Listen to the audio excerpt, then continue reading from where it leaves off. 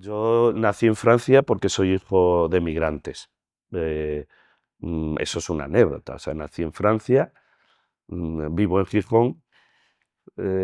Mis padres eran extremeños, yo me he criado en Extremadura y a saber dónde nos lleva el mundo. Pero sí, de alguna manera también la definición de lo que uno es también donde está, pero las identidades que se relacionan mucho con los lugares, por supuesto, claro, es que uno es como un punto y un punto es la representación de un lugar en el espacio y uno ocupa un lugar en el espacio que es su ciudad, pero también son sus gentes, la gente con la que convive y sus circunstancias, como decía Ortega y Gasset, pero eh, circunstancias. Yo me siento de todas partes, o sea, pero voy a decir una cosa, si me siento algo es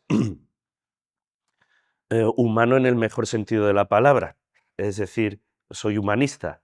O esto lo decía Machado muy bien, que decía, soy en el buen sentido de la palabra bueno, porque el mal sentido de la palabra bueno es tonto, pero yo no creo que una persona buena sea tonta. Entonces, en ese sentido, dice, el ser humano tiene muchas cosas muy malas. El ser humano es la especie que más a otras especies ha extinguido, ha ayudado a extinguir, porque somos como somos, construimos este mundo artificial que nos creamos y este mundo a su vez desnaturaliza o genera una naturaleza por encima de la otra que hace que otras especies mm, subsistan peor. Pero yo sí me siento algo es en el buen sentido de la palabra humano, es decir, eh, con toda su complejidad y demás. Entonces no me siento, sí, me siento de un lugar que es la vida. Y la vida con el otro, con las otras personas. Es decir, creo que por mucho que viva también en mi soledad y me interese todo lo que tiene que ver con el mundo interior, mm, vivo hacia los afueras, que son las demás personas. Entonces, esa es mi, voy a decirlo así, mi patria o mi bandera, ¿no? Que no creo ni en esa iconografía del lugar como es decir, la definición de la identidad contra otro. Es al revés. Es la identidad en un reconocimiento con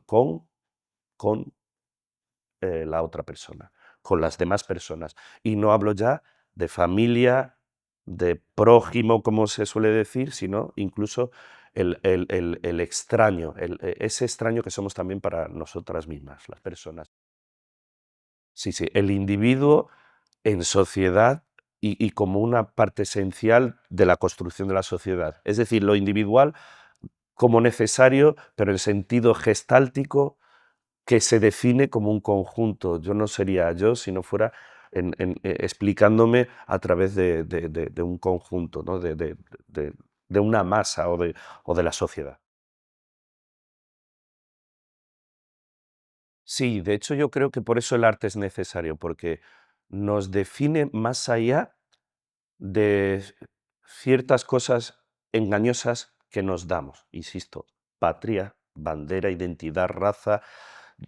Se entiende que necesitamos definir las cosas, como decir yo, o él, o ellos.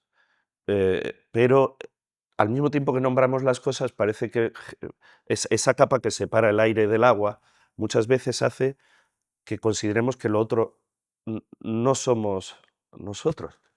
Y es un error. En cuanto que las circunstancias y los demás también son nuestras circunstancias, es lo que nos construye, lo que nos define, son nuestra piel. Es lo que nos hace sentir, es lo que nos mueve. Entonces, y como decía, como las circunstancias o como los lugares, pero no como algo excluyente, que es el problema que tenemos es este, que en cuanto decimos yo, tenemos que decir tú, tenemos que decir él, parece que el ellos o el él es algo ajeno. Y no lo considero así, sino más bien lo veo como un espejo, ¿no? Como esa idea de la imagen cerebral, la que construimos dentro, o la imagen en la que nos reflejamos. En la imagen nos proyectamos o la imagen nos devuelve algo. Es diálogo. Es decir, yo creo que Bueno, en ese sentido. No sé hacia dónde quería ir, pero bueno.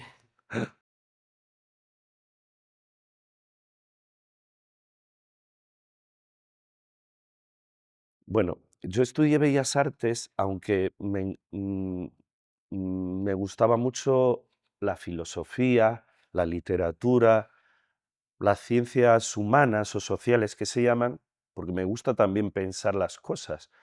Pero claro, pensamos viendo y yo desde pequeño he dibujado bien.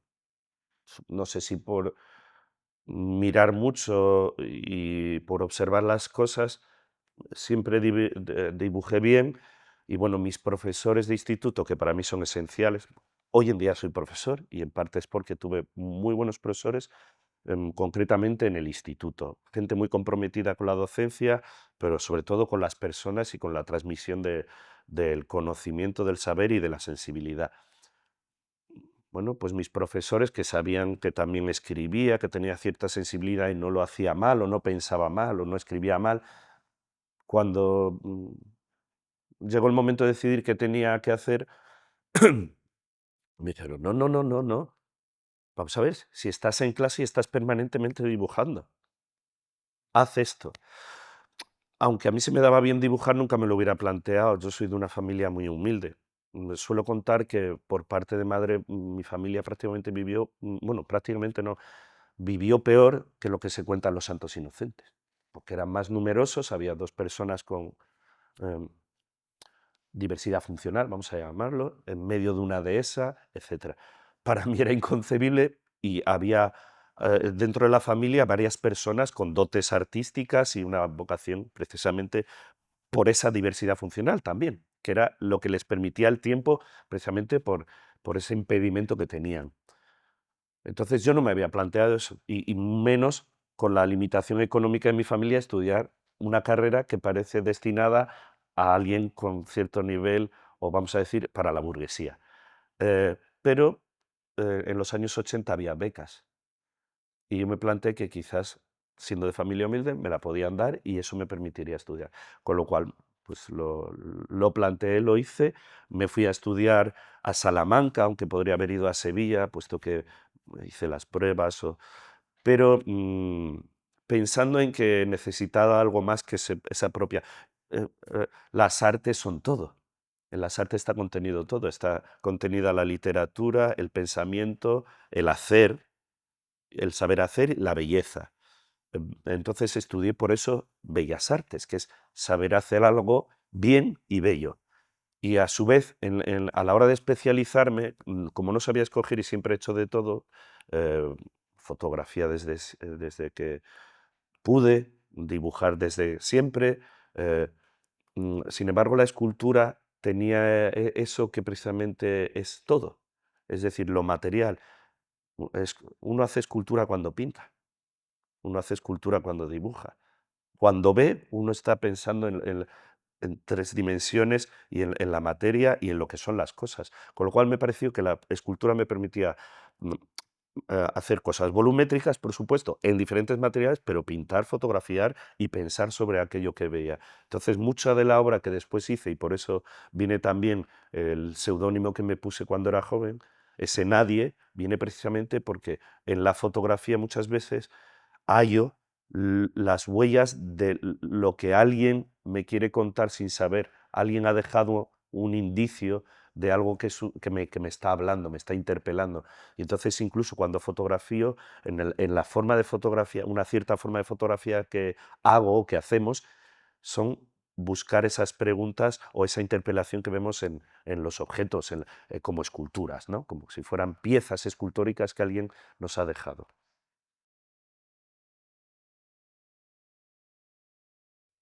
Es necesario hacer lo que hacemos, o sea, artistas o las personas, porque creo que el arte no solo lo deben hacer los artistas, sino que es una actividad que es necesaria, que es indispensable y que es natural de la propia condición humana.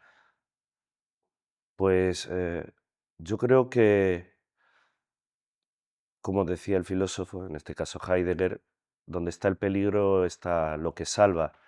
Es decir, yo creo que lo poético, lo artístico nos salva un poco del exceso de realidad, o sea, la necesidad de compromiso que tenemos con lo que nos sucede en nuestra rutina, en la actividad que de alguna manera viene impuesta.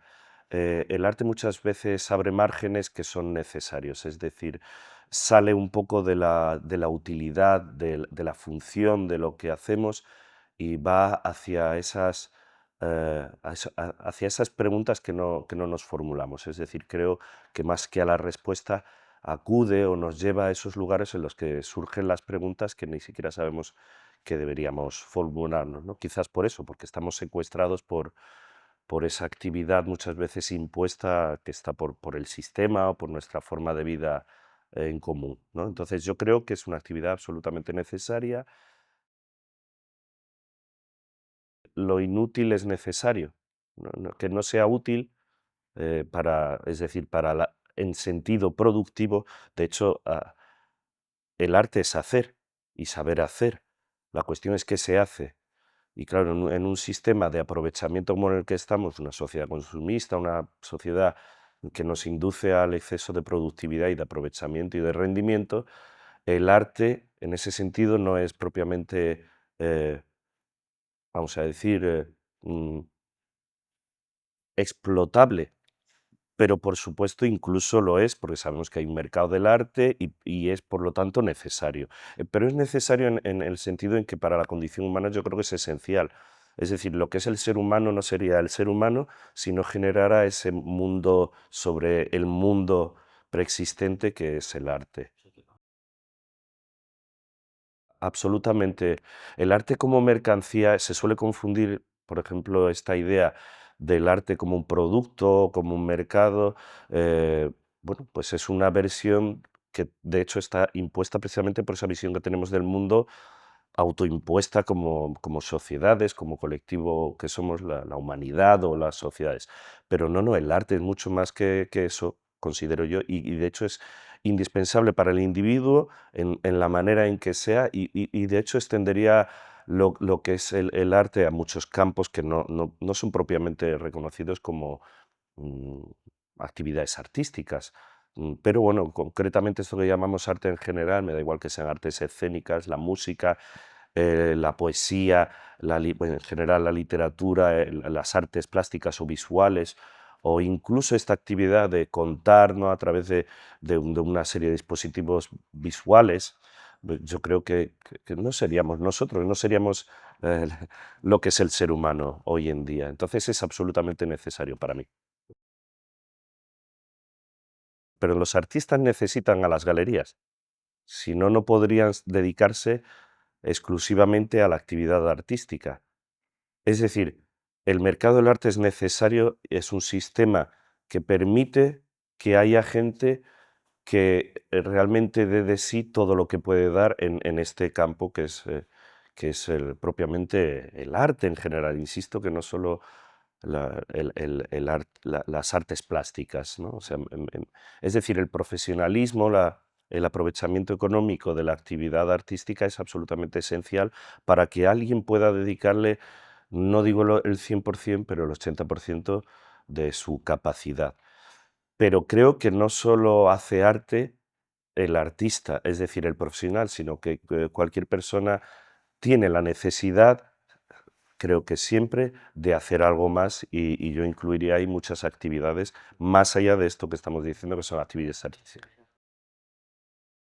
Los galeristas son absolutamente necesarios para el artista, pero igualmente los artistas son absolutamente indispensables para que alguien que media viva de lo que hace el artista, que se nos olvida que el principal actor aquí sería el artista, aquel que tiene que decir. Pero por supuesto, si en todo proceso de transmisión de información o comunicación, y en este caso del acto artístico, si no hay no voy a decir público, yo voy a decir alguien con quien dialogar, la actividad artística o el producto artístico no tiene sentido. Es decir, quien completa la obra, esto no lo digo yo, lo dice Humberto Eco, él es opera aperta, la obra abierta esa es la obra de arte, la que completa aquel que la lee, que la ve, que la interpreta. Sí, yo creo que como los poetas, en el fondo uno dialoga consigo mismo. Es decir, uno hace las cosas porque tiene la necesidad, como he dicho, de hacerlas, pero a su vez está hablando para alguien, siendo quizás para sí mismo, ese alguien también está en los demás, es aquello de yo soy otros, ¿no? También de Ramón. Yo pienso que yo soy ellos. Es decir, que ellos son yo. Yo soy otros. O sea, yo no me veo a mí mismo como una isla, sería absurdo. O sea, si no, no hablaríamos ni siquiera. Y tenemos la necesidad de hablar como los pájaros de cantar. Por eso digo que considero necesaria la actividad artística. Es una necesidad perentoria y siempre es porque hay afuera. Aunque dialoguemos desde un adentro, en el fondo tenemos esa necesidad de sacar. Y de hecho, ese diálogo se establece también con la realidad. Es decir, nos nutrimos de la realidad y dialogamos con ella, aunque generemos una realidad por encima de esa realidad con la actividad artística. Siempre dialogamos no ya solo con las personas, sino también con las cosas, con los acontecimientos y, por supuesto, desde nuestro punto de vista. Es decir, somos otros, pero desde luego, sin saber quiénes somos, estamos siempre interpelándonos y dialogando con nosotros mismos.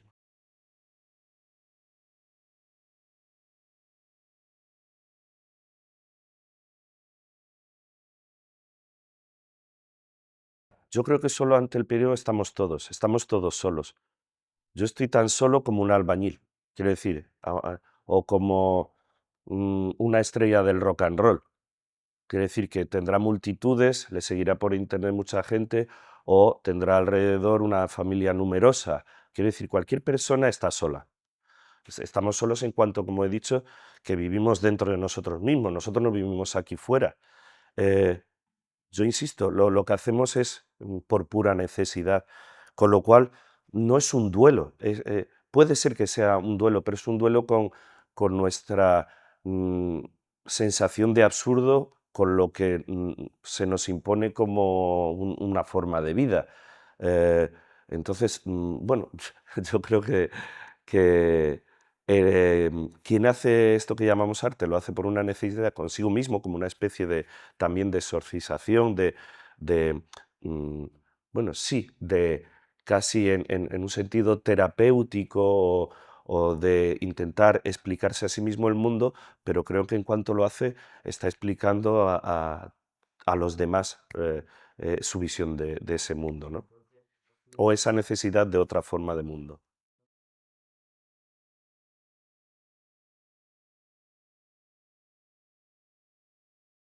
No, eh, eh, como una necesidad, pero no de comunicar. El arte no es comunicación. O sea, la comunicación, es decir, hay una versión del arte que está precisamente es funcional en el sistema social en el que vivimos, que es, por ejemplo, el diseño, todo lo que es, por ejemplo, estáis haciendo ahora, que tiene un formato visual, artístico, pero que sí que está orientado a la comunicación propiamente. De hecho, yo ahora mismo estoy hablando, pero el arte propiamente no es comunicar, comunica la música.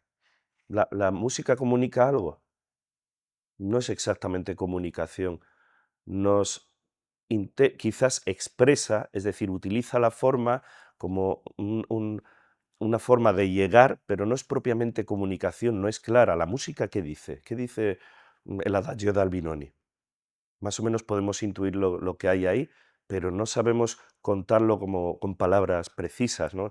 Con lo cual, no es propiamente la comunicación la función del arte. Yo creo que es mucho más amplia. Propone nuevas formas para estar en el mundo. Eso es lo que creo que es, de alguna manera, el arte. Vuelvo a decir, hace preguntas que no están todavía ni siquiera en nuestras cabezas.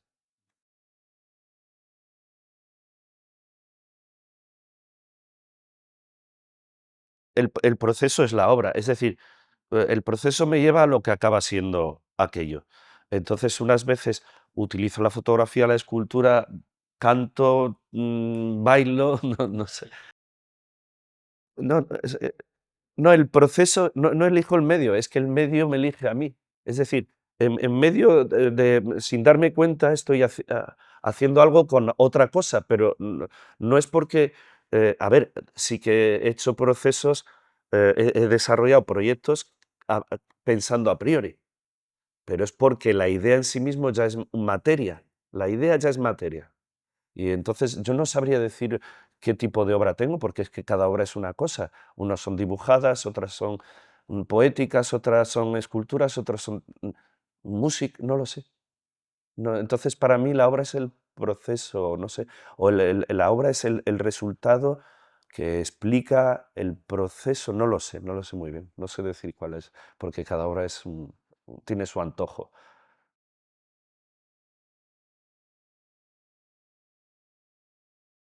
Claro, por eso es un diálogo con lo a priori, y lo a priori puede ser la realidad misma o una idea.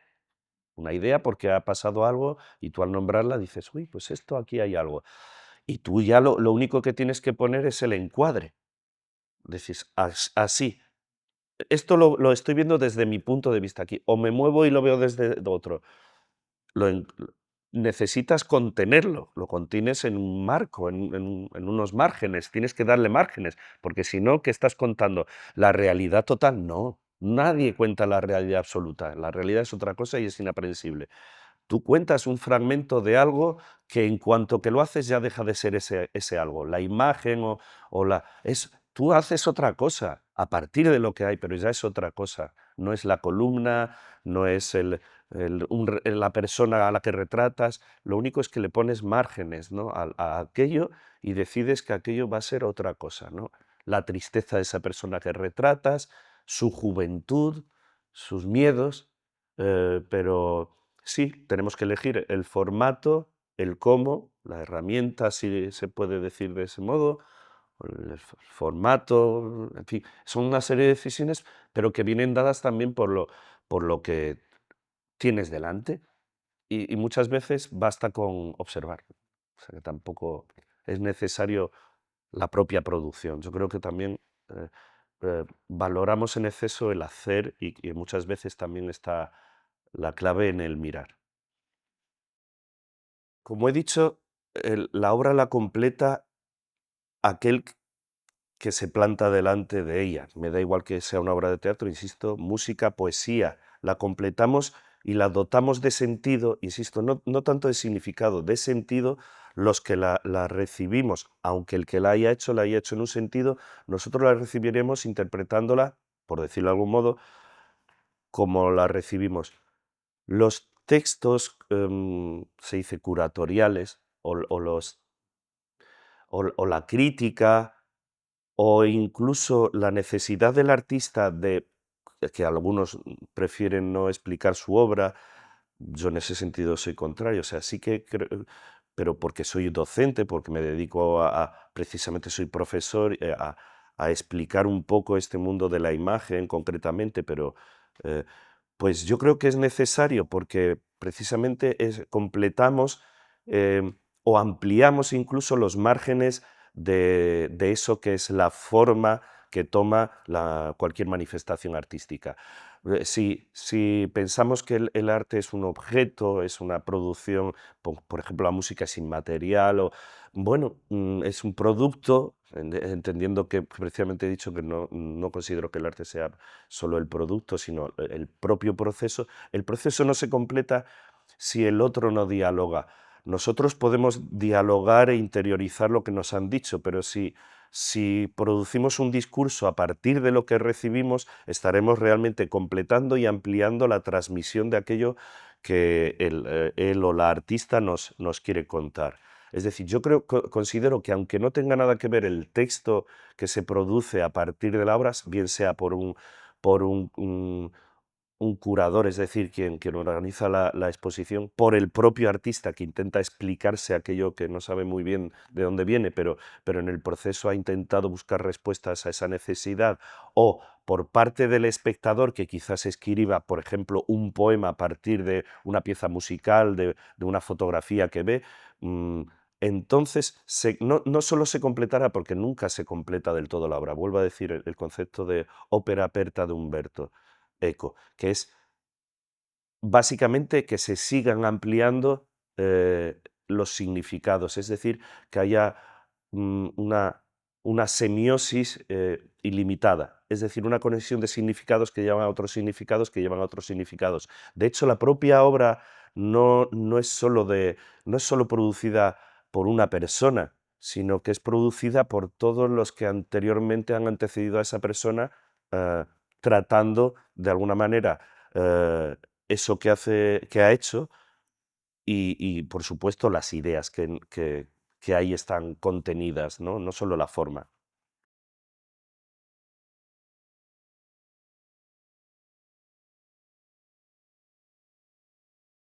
La obra Los días y las horas, el mar y las olas, que tiene un título, bueno, puede considerarse largo y sin embargo son piezas individuales muy pequeñitas, eh, eh, no pretendía ser una obra, no pretendía ser un proyecto, precisamente es un no proyecto. Surge como una necesidad de aprovechamiento de los restos. Me he ido dando cuenta con los años que aquello es decir, me cuesta deshacerme de algo material. No soy materialista, pero me cuesta deshacerme de cosas que todavía pueden tener una función o que me interpelan como objetos, ¿no? Y en este caso se trata de agendas, ¿no? La agenda es un dispositivo, un artilugio eh, que no es otra cosa que una herramienta de control del tiempo, de optimización precisamente del tiempo propio. Eh, de alguna manera me parece un objeto que contiene una cierta perversión. Es decir, intentamos optimizar el tiempo con una agenda, bueno, todos los dispositivos de alguna manera precisamente buscan tener una función productiva y esa productividad conlleva en sí mismo eh, em, sustraernos o quitarnos tiempo. Es decir, mientras que intentamos optimizar o aprovechar el tiempo, también nos estamos quitando el tiempo libre.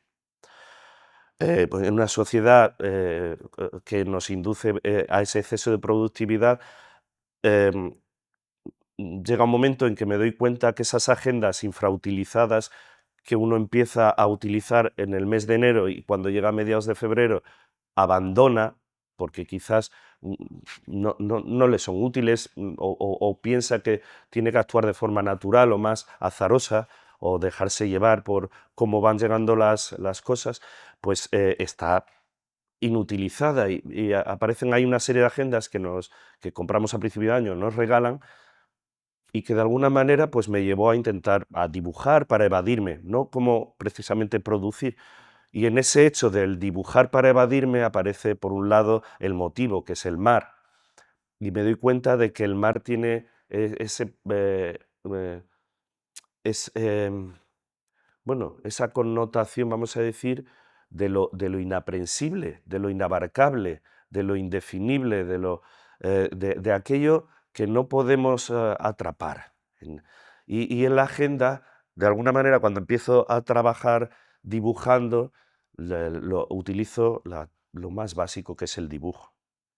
Entonces ahí el color, el por qué son en blanco y negro, pues básicamente es carbón.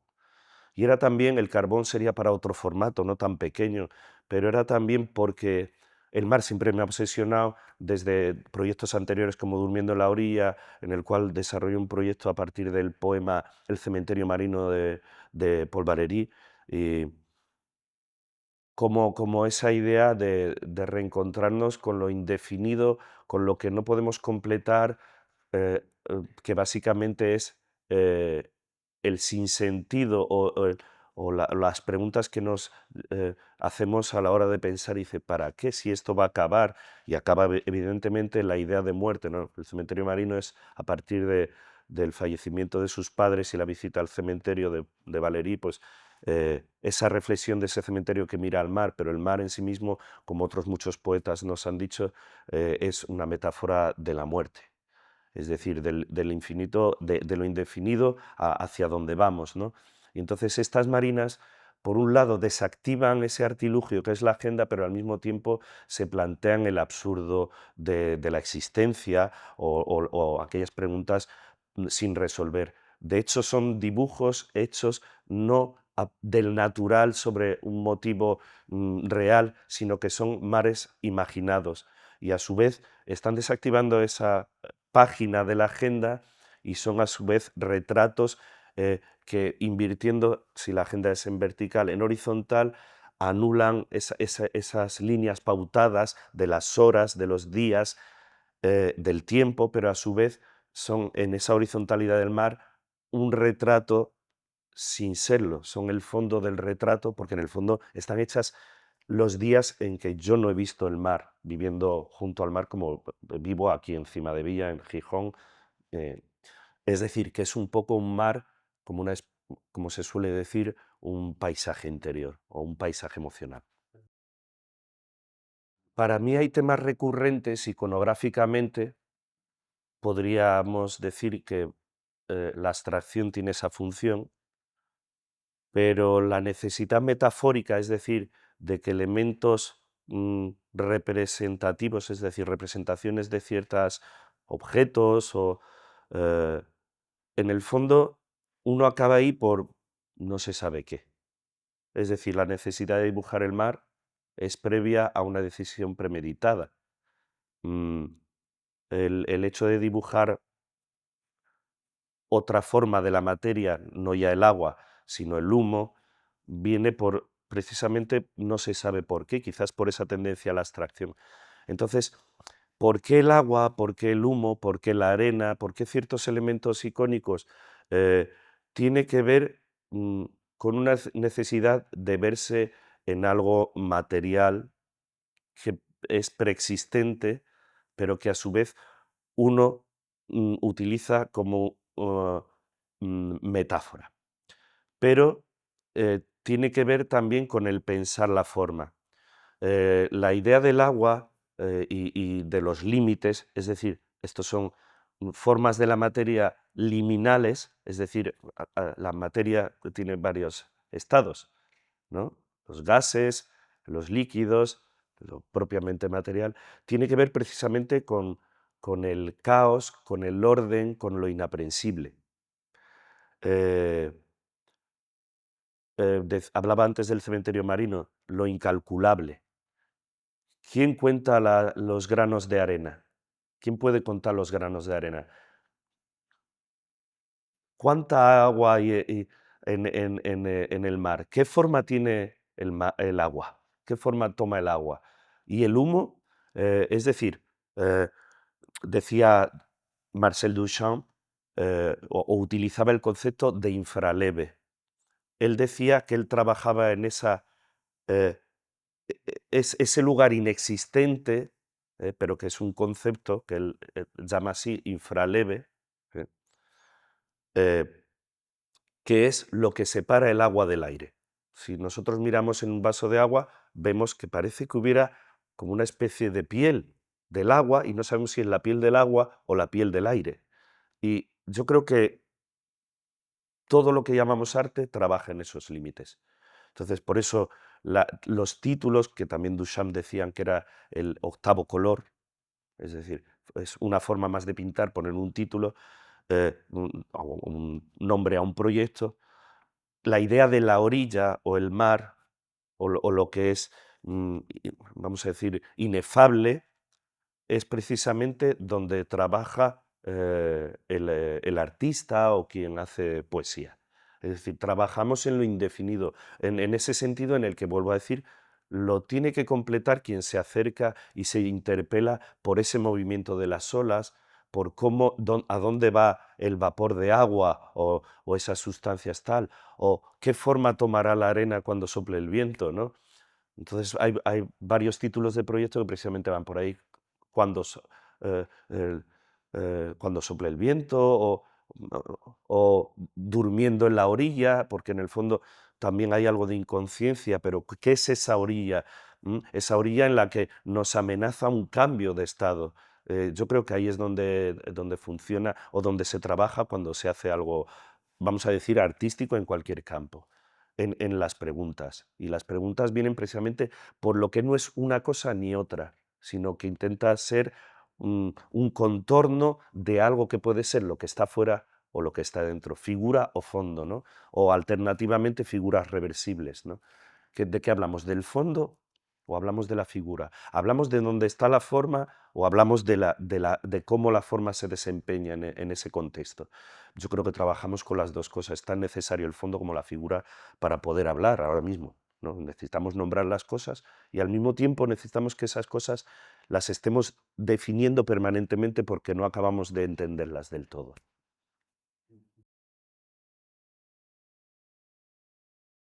La idea del olvido, de la memoria, o sea, yo no podría estar hablando si no tuviera conciencia de que existe un vocabulario o me hubieran transmitido una forma que compartimos de expresarnos. Antes hemos hablado que el arte no es propiamente comunicación, pero algo va aportando a nuestra forma de entendernos unos y otros. La memoria es esencial. Mm, Quiere decir, si yo no tuviera una experiencia previa, sobre algo, no podría ni siquiera nombrarlo, porque no lo reconocería. De hecho, la palabra reconocer o representar es volver a presentar o volver a conocer algo que ya conozco. Entonces, en ese sentido, el olvido mm, viene porque sabemos que al fin y al cabo todo va a desaparecer. Hay algo de melancolía. En la obra de arte, o bueno, en la producción artística siempre hay algo de melancolía. Un buen amigo mío y poeta, Abraham Grajera, dice en un poema precisamente, eh, habla del polvo que se deposita en los objetos y que sin embargo esos objetos no sobrevivirán, ¿no? Los objetos nos van a sobrevivir. Ellos no tienen la vida funcional, la tienen en cuanto que los usamos, pero esos objetos materialmente seguramente no sobrevivan. En ese sentido, la producción artística también acabará desapareciendo una esfinge en el desierto si no la rescata alguien y la conserva, pero aún así desaparecerá en el tiempo, ¿no? Entonces el olvido para mí viene de esa melancolía que produce estar produciendo mm, cosas que quizás no sobrevivan, pero que en algún momento desaparecerán y serán olvidadas. A su vez también tienen que ver con, bueno, mi padre falleció como muchas personas con Alzheimer y el olvido tiene que ver incluso con la desmemoria de uno mismo.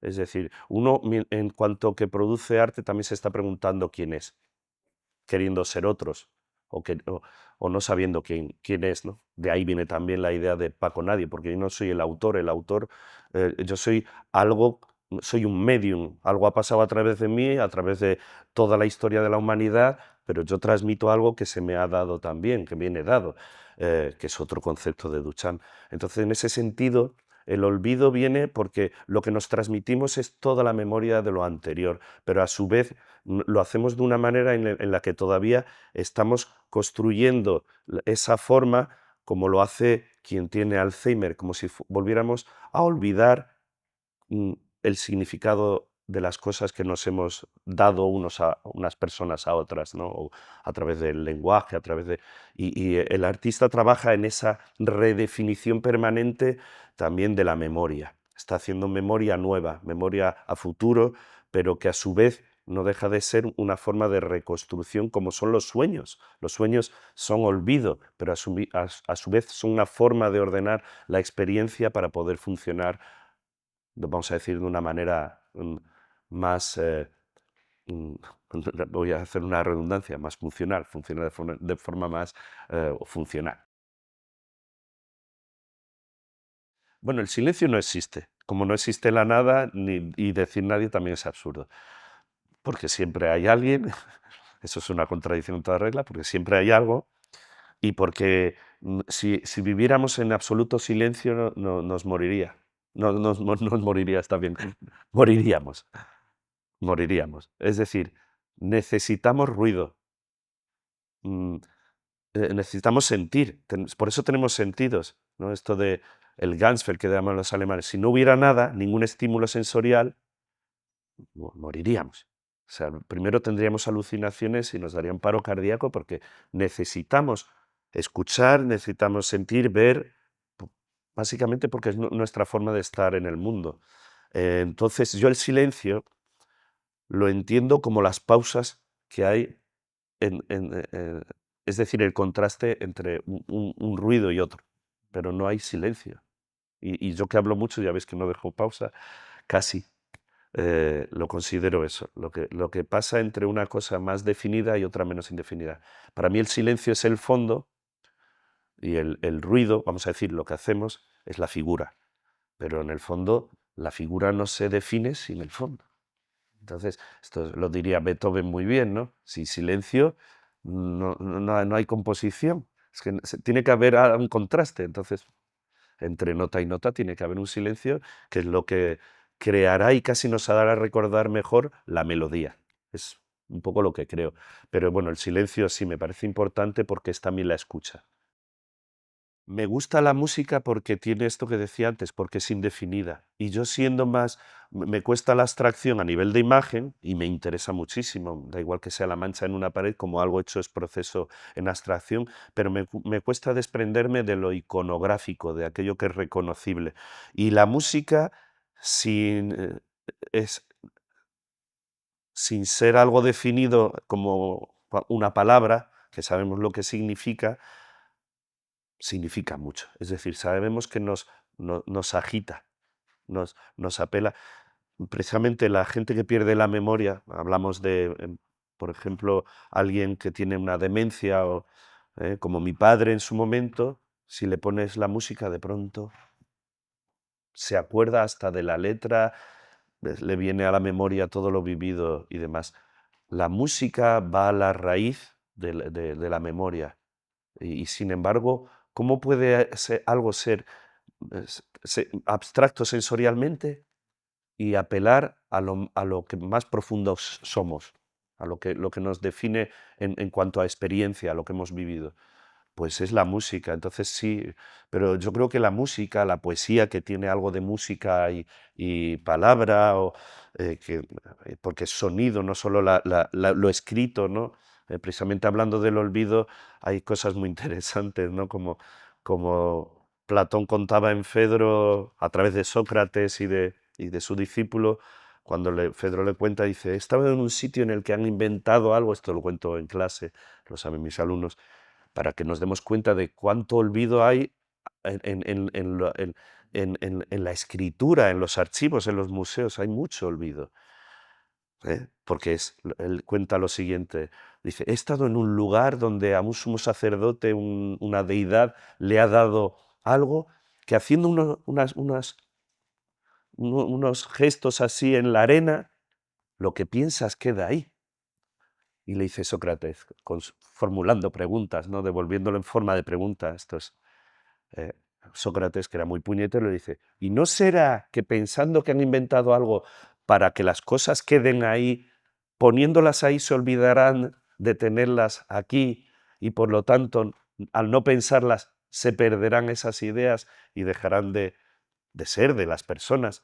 Pues esto pasa muchas veces, ¿no? Acumulamos, queremos tener, guardamos, escribimos, pero en cuanto que no podemos decirlo de viva voz o compartirlo con los demás o traerlo, tenerlo aquí para llevarlo con nosotros, no sirve de nada. Es como guardar imágenes en nuestro teléfono móvil para verlas después y nunca las miramos, ¿no?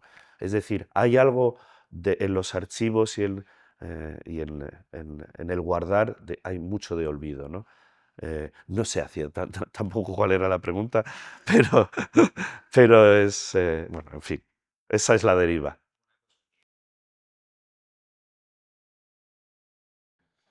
Bueno, es que crear es una palabra muy, muy grande. Yo suelo contar a mis alumnos, empiezo leyendo el Génesis, digo, ¿cómo se empieza a contar o a hacer algo? Bueno, lo primero es que no sabemos, tendríamos que aprender un lenguaje si quisiéramos expresar.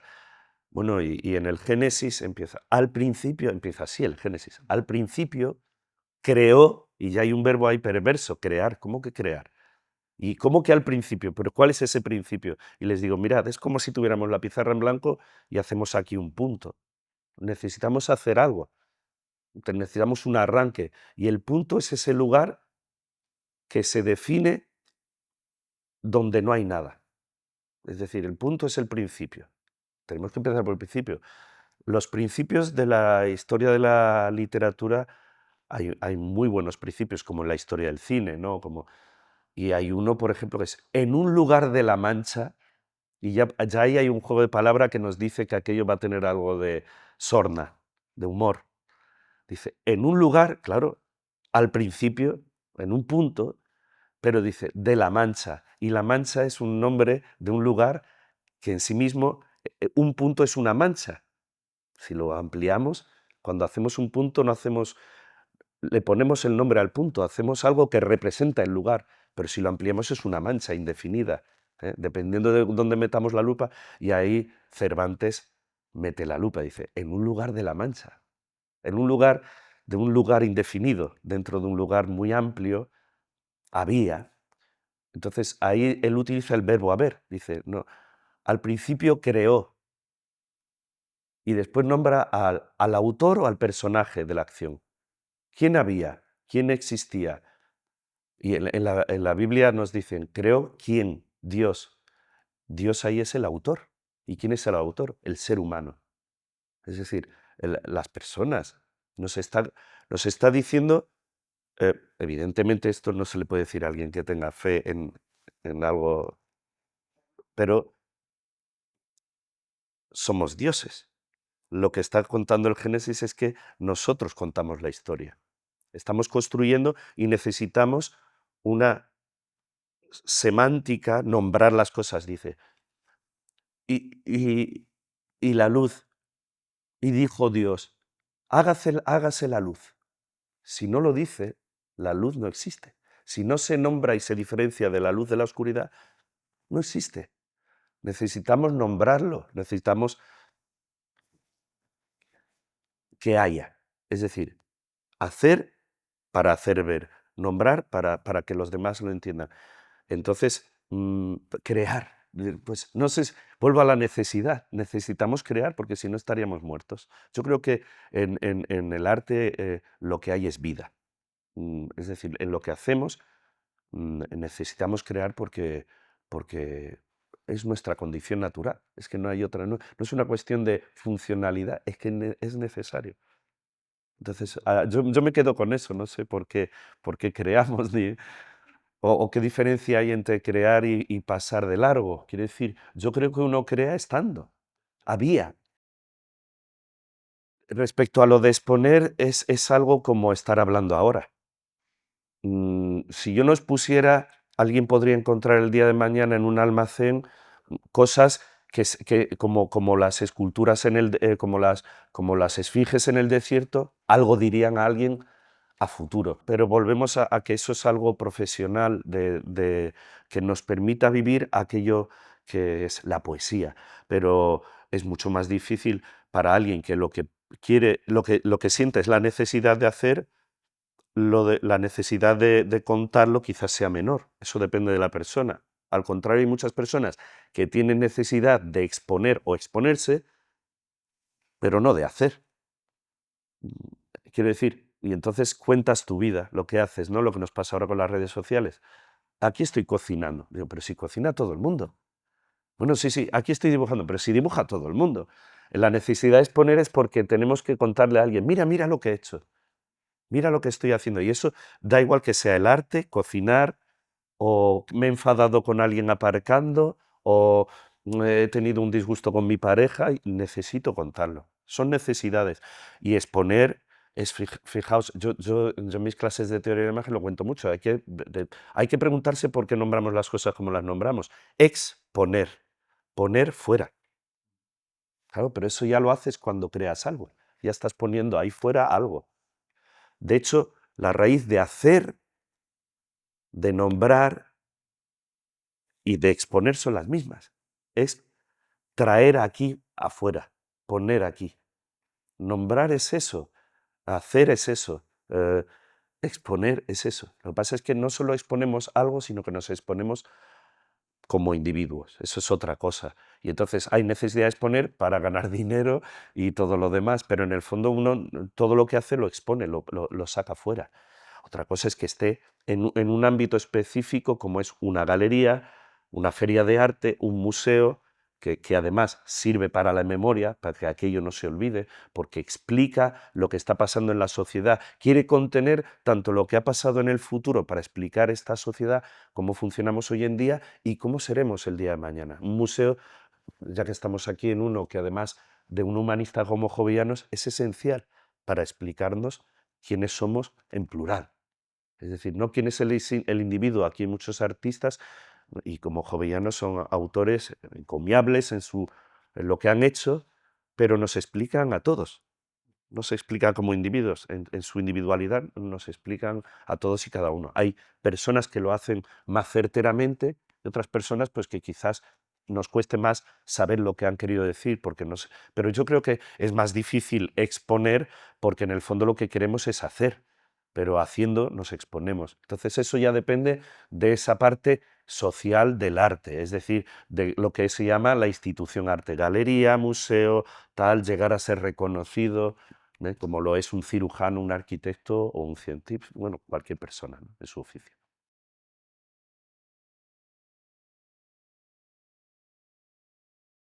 Yo creo que aunque aunque diga que la palabra crear es un poco así tramposa, todo creador en el fondo lo que está haciendo es utilizar materiales preexistentes previos porque no podemos crear de la nada.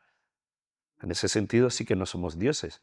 Seremos creadores, narradores, autores que se hacen a sí mismo autor, pero yo me haré a mí mismo, pero necesito una materia prima, sea la arena, sea el mar, sea un lápiz, sea una hoja de una agenda o materiales de desecho. Entonces los escombros de la realidad son con lo que hacemos las cosas.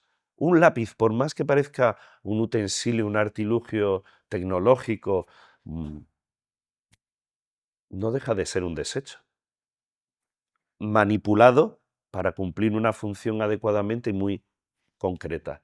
Entonces, en ese sentido, lo que son en la exposición que titulé Las sobras, en ese sentido un poco también con sorna, es decir, hablar de que nos sobran las obras si tenemos en cuenta el proceso, es decir, si escuchamos lo que nos dice el hacer, eh, porque en el fondo es el hacer lo que hacemos. Lo que hacemos es el hacer.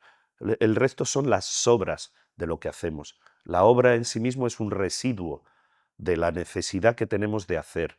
Y entonces, en ese sentido, el collage, que es una cosa considerada moderna, de las vanguardias, aunque ya se hizo, siempre lo hemos hecho. En cuanto que yo amontono palabras, utilizo restos de cosas para construir cosas nuevas. Da igual que sea arena, cemento, cascotes, ladrillo, piedras que amontono para hacer un muro. El collage es todo lo que hacemos, es decir, la, la- la, mm, eh, como también dicen en un sentido posmoderno, eh, tenemos una existencia fragmentaria o la realidad es fragmentaria. Yo estoy hablando, al mismo tiempo muevo las manos, me expreso con los ojos, yo sé lo que estoy viendo, la otra persona no, pero al mismo tiempo quizás esté atendiendo a lo que está pasando en el fondo, en la calle.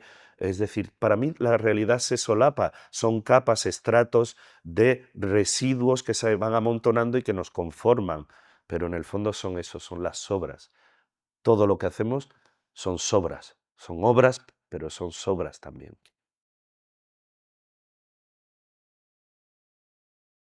Yo creo que el collage que podría hacer de mi vida se llama tiempo. Es decir, eh, mm, si me da pena irme, es decir, que se acabe la vida, es porque pienso que me voy a perder algo. Entonces, de mi vida podría decir que soy muy buen espectador, pero que al mismo tiempo tengo la necesidad de contar lo que veo, de contarlo y compartirlo. Entonces, en ese sentido, yo creo que el collage de mi vida es el tiempo, es decir, todo lo que me ha pasado y no sé, creo que esto se manifiesta después de forma azarosa porque uno, por lo que sea, por esto que decimos, porque vivimos en sociedad y hay que mantenerse, decide ser profesor, decide estudiar bellas artes, mm, irse de casa, enamorarse, eh, valorar la amistad mucho, saber que dando eh, es decir, desprendiéndose de las cosas uno es más rico, es decir, que no es, que tener no es más, sino sobra tener y por lo tanto por eso necesitamos dar y por lo tanto de pronto te das cuenta que dices, pero vaya compromiso, de pronto estoy recibiendo mucho. Ah, pero es porque has dado. Todo ese amontonamiento de decisiones, precisamente, ¿no? Esas, mm, es lo que somos, pero yo no sé muy bien, o sea, si me puse el Paco de cómo me llamaban en casa porque mi padre era Kiko y mi abuelo Francisco, y que me parecía un nombre muy de pueblo y que yo queriendo ser más moderno cuando todavía que pretendía ser algo, me di cuenta que era precisamente ser nadie. ¿Eh? Y que en el fondo, ¿qué más daba? Que daba igual el nombre, que si me ponía un nombre tenía que ser esa indefinición que hablábamos antes del infraleve y el ser algo muy concreto como un Paco vulgar y un nadie muy abierto me completaba. Me completaba en el sentido de que me abría. Es decir, y eso soy yo, soy algo inconcluso. Entonces, para mí, si ese collage en mi vida es la inconclusión, lo que no está acabado. Es decir, si estoy aquí es porque todavía hay preguntas y ya está, pero no sabría decirte en qué manera para mí la vida es un collage. Lo es, lo es.